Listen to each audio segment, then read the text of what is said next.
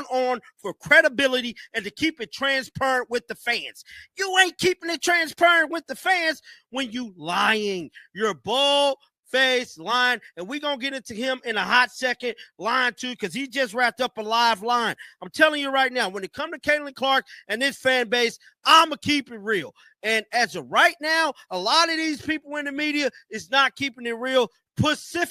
Specifically, Indiana Fever reporters are not keeping it real. The people the people with media passes. The Indiana Fever organization faces serious accusations regarding misleading statements about Caitlin Clark's injury timeline. Recent evidence suggests the coaching staff and media representatives may have provided inaccurate information to reporters about when and how the injury occurred. Scott Agnes, a prominent reporter covering the team, has come under fire for allegedly spreading false information. The controversy centers around claims that Clark's injury happened on August 7th during their Phoenix game. However, newly surfaced footage contradicts this timeline entirely. Video evidence from the Phoenix game on August 7th shows Clark walking normally without any signs of limping or discomfort. The people with media passes, the people each and every last one of you guys go to for credible information. And as of right now, this is why this league is in the dump the way it is. This is why they cannot get ahead,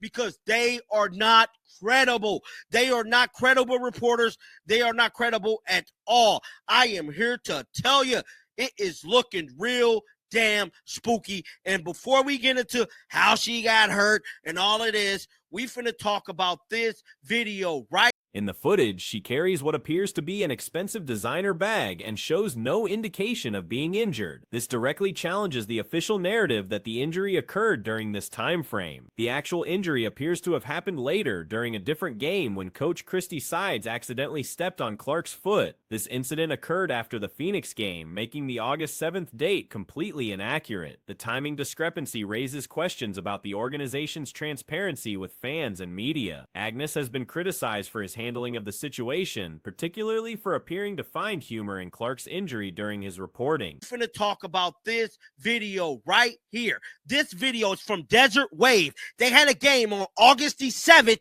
in Phoenix. And guess what? Do it look like Caitlin Clark is damn me limping?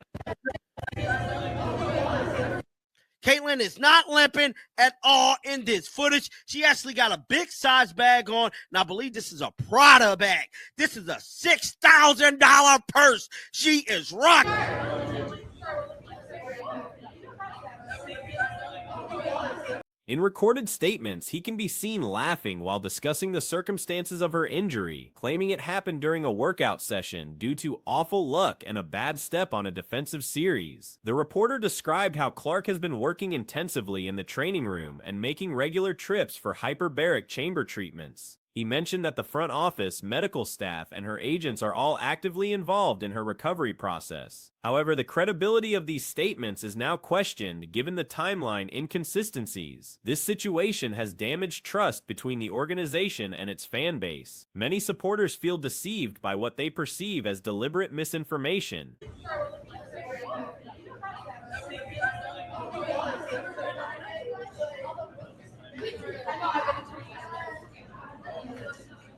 So as this, she got hurt on a 7 BS.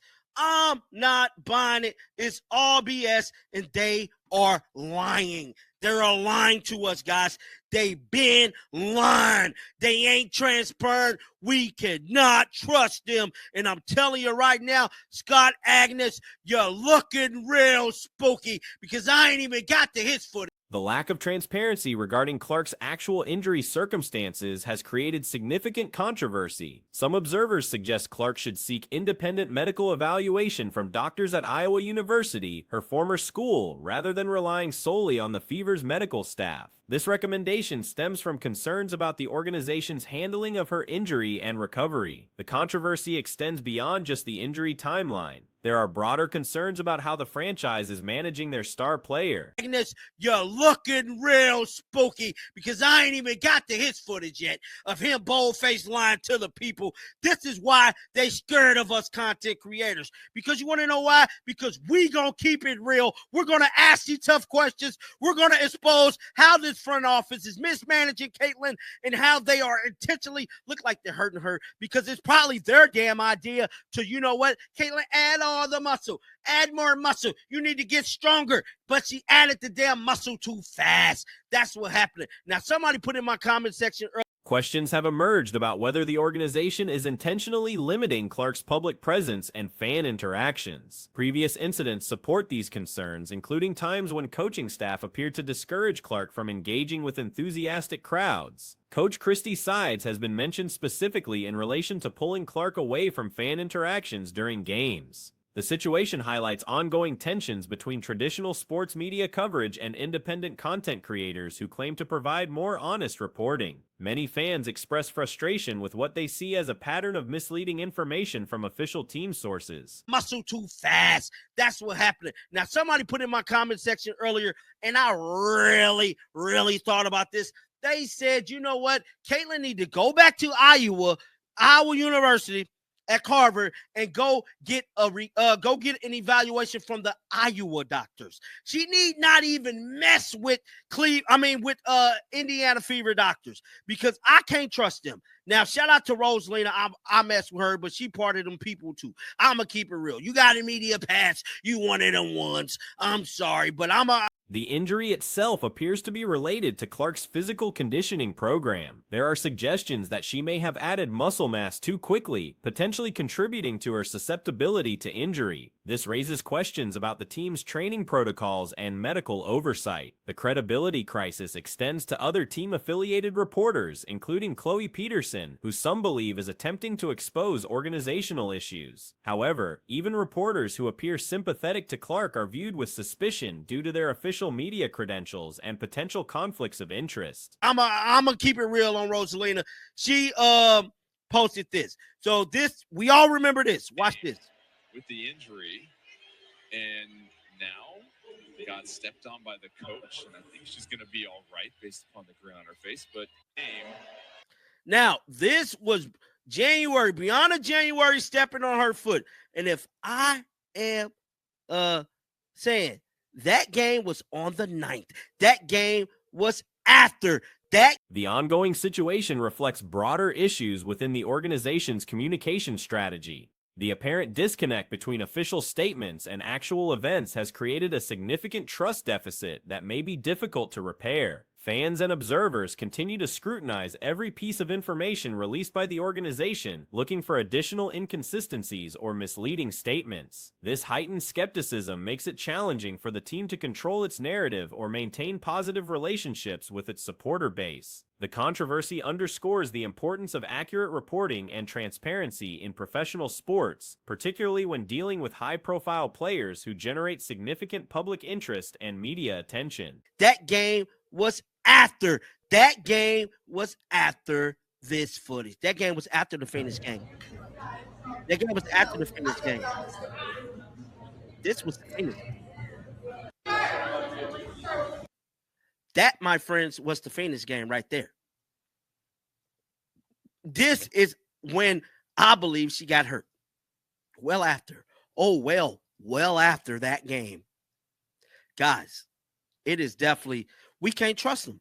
They Sports analysis continues with multiple discussions expected around Sophie Cunningham following her recent podcast appearance. Cunningham confirmed her MCL tear diagnosis, which typically requires 4 to 5 months of recovery time. This timeline suggests she should return well before next season begins in May, assuming no schedule changes occur, with potential league expansion. The Show Me Something podcast featured Cunningham addressing the controversial incident involving Bria Hartley that sparked significant debate throughout the season. Many fans and observers criticized WNBA officiating standards, suggesting referees needed improvement as situations became increasingly problematic. I'm far and away the youngest in the entire family among all the siblings.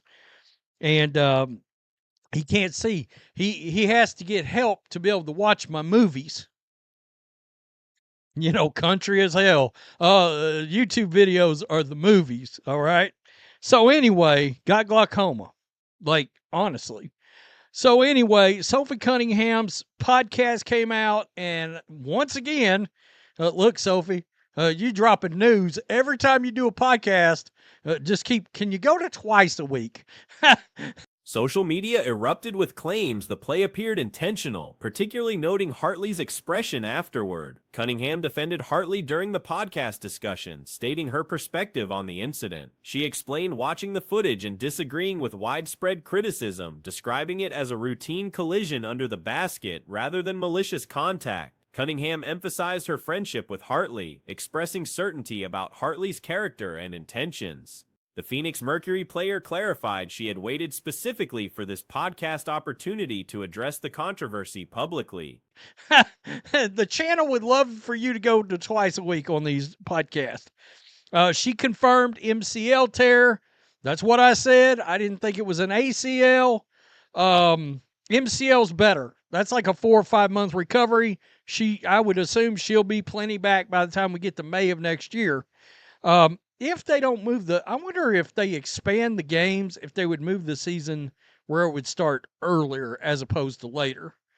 Because you wouldn't want to think they would. She rejected suggestions of deliberate harm, characterizing the situation as unfortunate timing where she happened to be positioned incorrectly when Hartley fell. Cunningham stressed her belief that Hartley would never intentionally cause injury. Cunningham mentioned discussing the situation with family members, including correcting her mother's social media response. She reiterated her positive relationship with Hartley and requested fans stop harassment directed at her teammate. The situation apparently escalated to the point where Hartley reportedly removed her social media presence entirely. Earlier as opposed to later.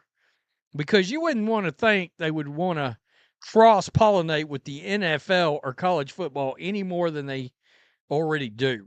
All right? It's already becoming an issue in my house, let me tell you. I'm fixing to have to buy another TV and mount it. So, anyway, Sophie made comments about Bria Hartley. Now, here in the South, we got a saying, you can't see the forest for the trees.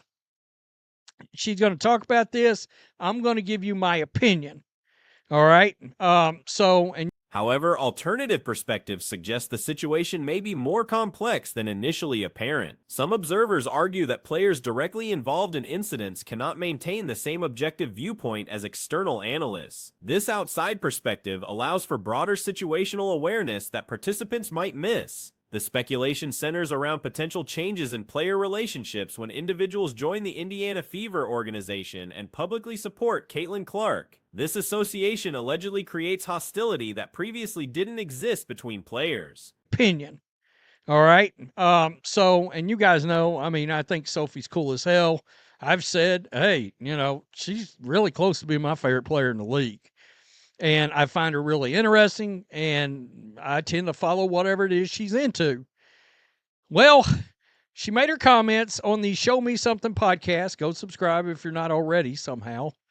About Bria Hartley and the dirty foul. Let's go. We're like in this heated midst of a discussion throughout the season. Such tension might not be immediately obvious to those experiencing it firsthand. Hartley's playing history includes multiple incidents that have contributed to her reputation among certain fan circles. Combined with video evidence showing her reaction to the collision, some conclude the contact was deliberate rather than accidental. Professional considerations likely influence public statements from high-profile players like Cunningham and Clark. Brand management, sponsorship obligations, and league relationships may prevent direct criticism of opponents, regardless of personal feelings about specific incidents. Discussion throughout the season that like WNBA refs like need to be better.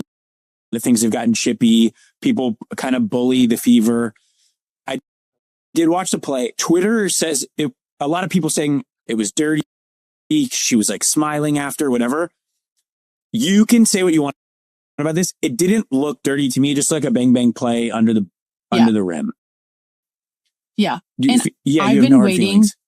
No, I don't, because I know Bria, and I'm actually really good friends with Bria. Similar dynamics appeared in other player interactions throughout recent seasons. Public appearances and social media interactions sometimes contradict reported private tensions between athletes. The All-Star Game environment demonstrated this phenomenon, where competing players maintained professional courtesy despite underlying conflicts. League-wide changes stemming from increased fan engagement and media attention have potentially altered player relationships. New audiences bring different expectations and vocal criticism that some veteran players find challenging to accept. No, I don't, because I know Bria and I'm actually really good friends with Bria, and I have been waiting to get on the pod and so we could talk about this because I did want to tweet it out, but I don't think that there was no ill intent. I think it was basketball play.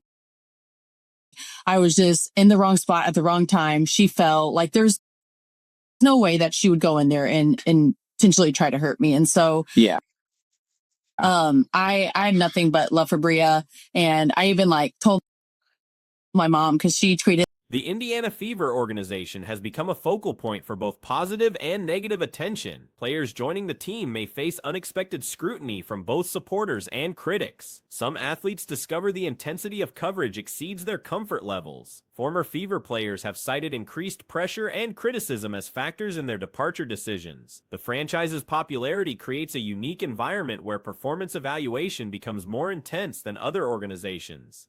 My mom, because she tweeted something. I was like, no, Mom, I get it. But I promise you that I was like, Bria and I are super cool. And she would never try to hurt me, because there are some girls that I think might, but she wouldn't do that. And so I have nothing but love. And so I hope people stop giving Bria some heat, because I don't think she meant to do that at all. Yeah. Okay. And by heat, I think Bria Hartley had to delete her social media.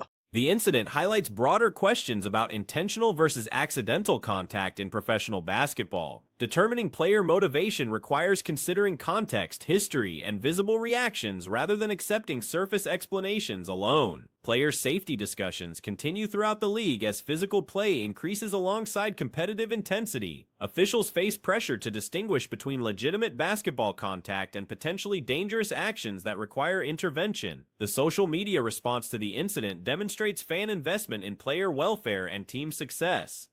I think Bria Hartley had to delete her social media, if I'm not going crazy. I saw that yesterday. In fact, I almost made a video on it, but yeah, evidently she had, I'm sure she probably took some heat. Okay, now, let me give you my opinion. What I meant by sometimes you can't see the forest for the trees. I think what some of these ladies aren't realizing, and when you're not directly involved in something, you can sort of take a step back from the situation. However, harassment campaigns that force athletes to abandon online platforms represent concerning escalation beyond reasonable criticism. Professional athletes navigate complex relationships where personal friendships intersect with competitive environments and public expectations. Maintaining authenticity while managing various stakeholder interests requires careful consideration of public statements. The situation reflects ongoing tensions within the league as popularity grows and stakes increase for all participants. Players must balance honest communication with diplomatic necessities in an increasingly scrutinized environment.